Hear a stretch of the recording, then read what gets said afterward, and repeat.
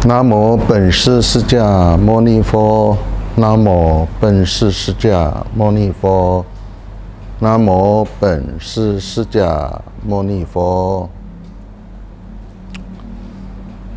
南无Bhagavate Sakyamunaya Tatagataya Harhate Samya Sambuddhaya. Terpujilah yang maha suci dan maha sempurna, Sakyamuni Buddha, guru para bodhisattva, para arahat, para dewa dan manusia. Namo Buddhaya, Namo Dharmaya, Namo Sanghaya. Salam kasih dalam Dharma, Namo Buddhaya. Kembali dalam sejarah, Waisak akan tiba. Dalam tradisi Mahayana, kelahiran Mahabodhisattva Pangeran Siddhartha di Lumbini dalam tanggalan lunar bulan 4, tanggal 8 adalah hari kelahiran Mahabodhisattva di Taman Lumbini dalam tradisi Mahayana. Di tradisi Mahayana aliran utara, Waisak diperingati pada tanggal 8 bulan 4 lunar, pada hari Minggu besok.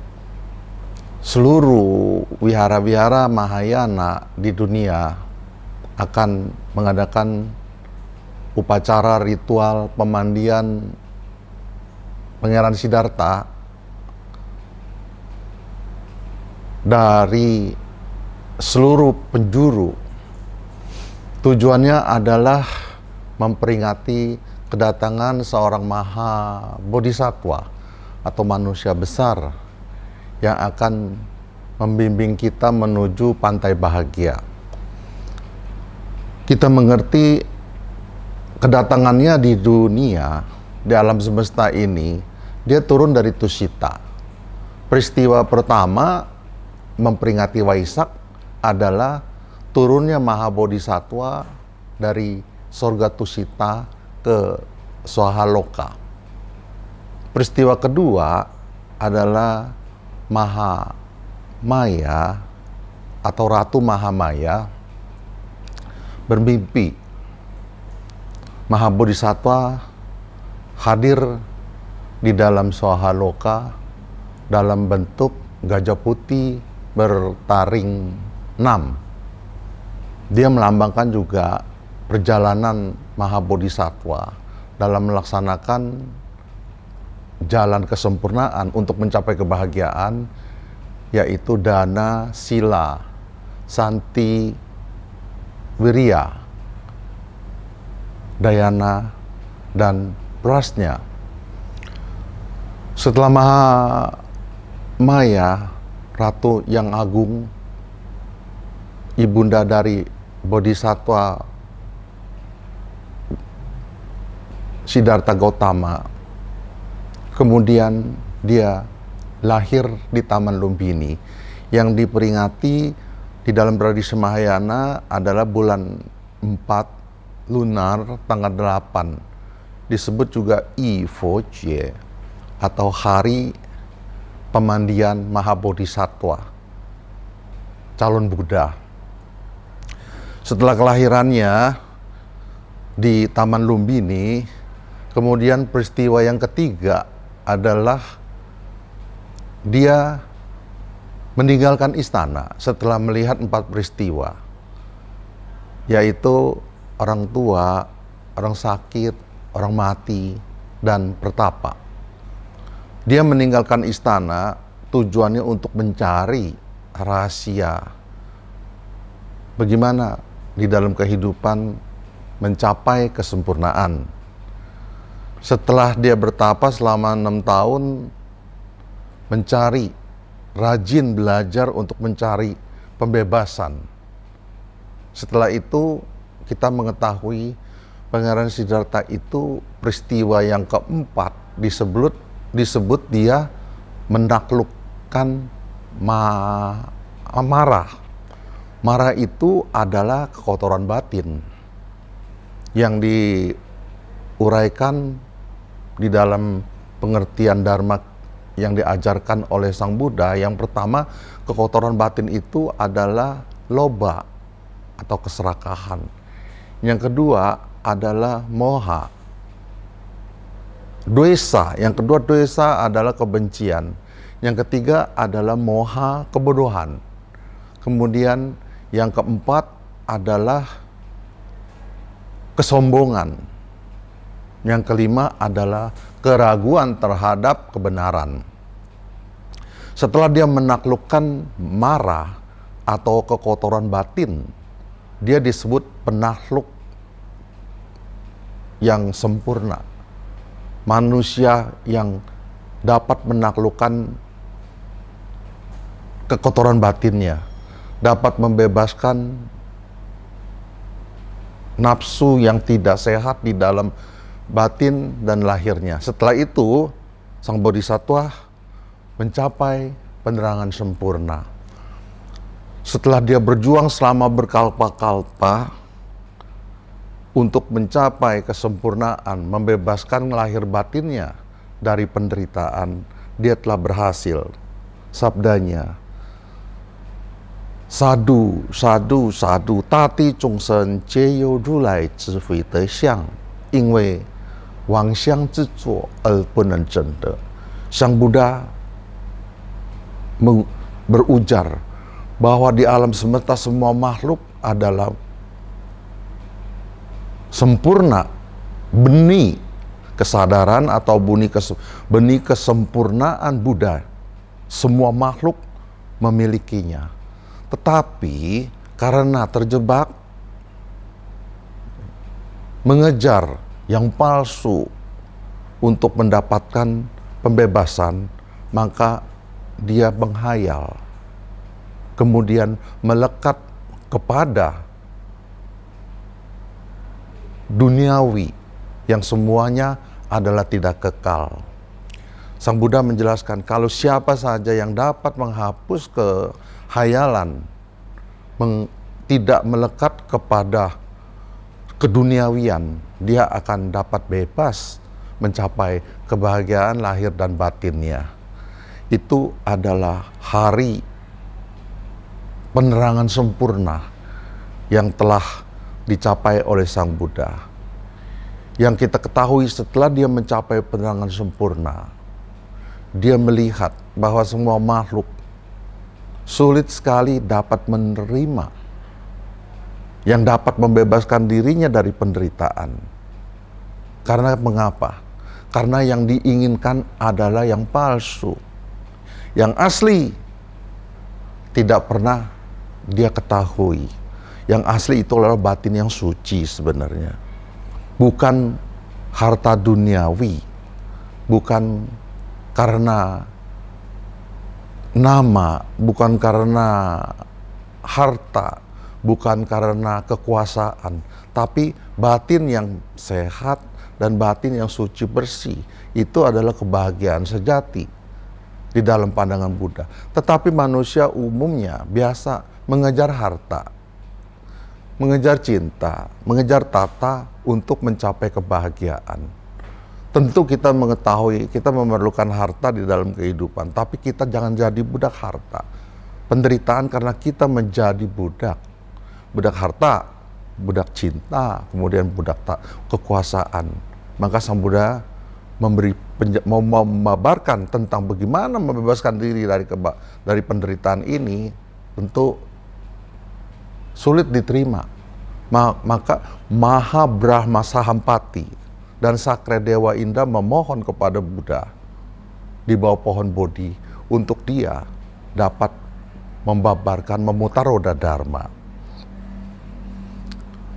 Kemudian Sang Buddha, kita mengetahui dalam sejarah, dia mau memberi penjelasan tentang pembebasan Dharma yang dia telah capai kepada dua gurunya. Dua gurunya telah meninggal dunia, Arada Karama dan Udara Karama Putra. Belakangan dia mengetahui lagi masih ada 5 teman atau yang menemani dia bertapa di Uruvela, yaitu Pancawagya atau 5 pertapa. Mereka sedang melanjutkan latihannya. Setelah dia meninggalkan Pangeran Siddhartha,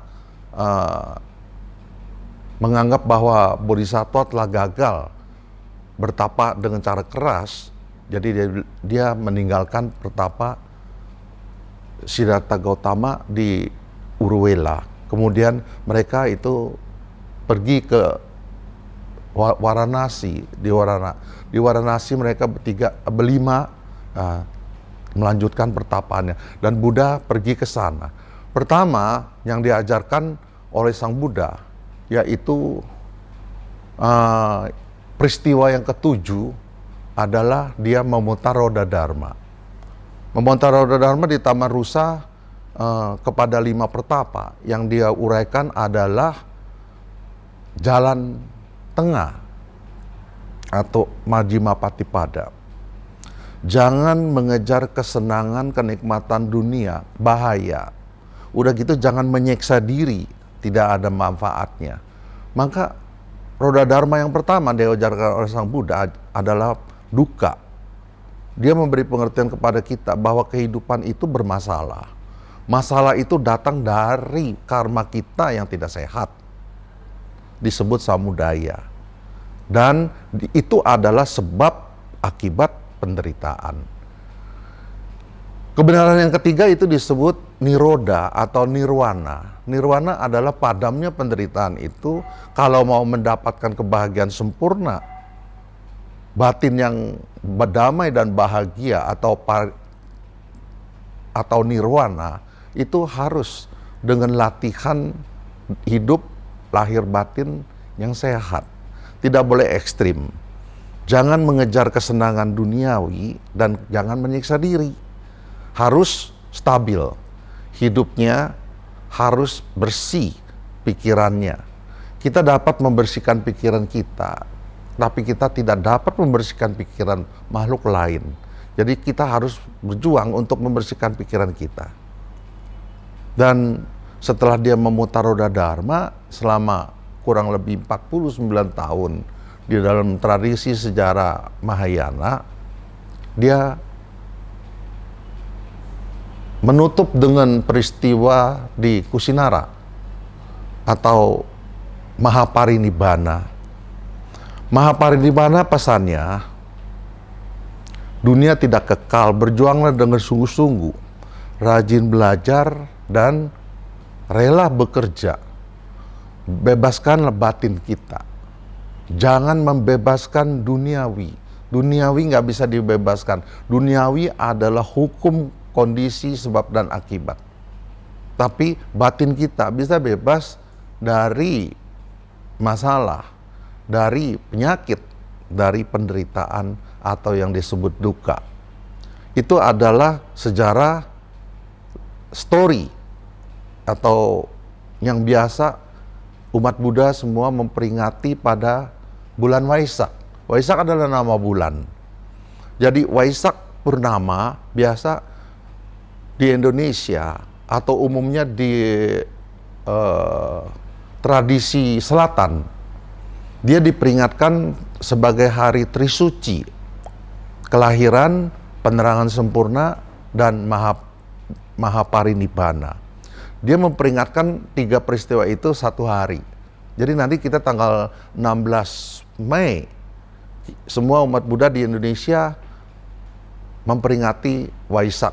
Karena hari itu adalah hari libur nasional yang diberikan pemerintah negara Republik Indonesia kepada umat Buddha. Kita merasa bahagia pada Buddhist era tahun ini 2022, Buddhist era 2022 dihitung dari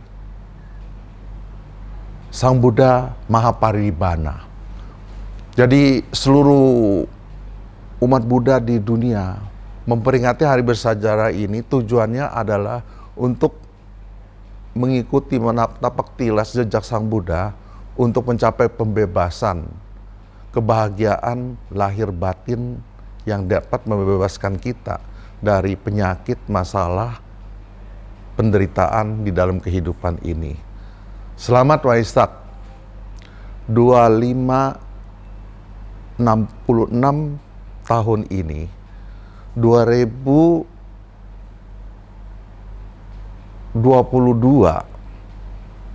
kita semua bertekad, berusaha untuk mengikuti jejak Sang Buddha. Semoga semua kebahagiaan didapati oleh semua makhluk.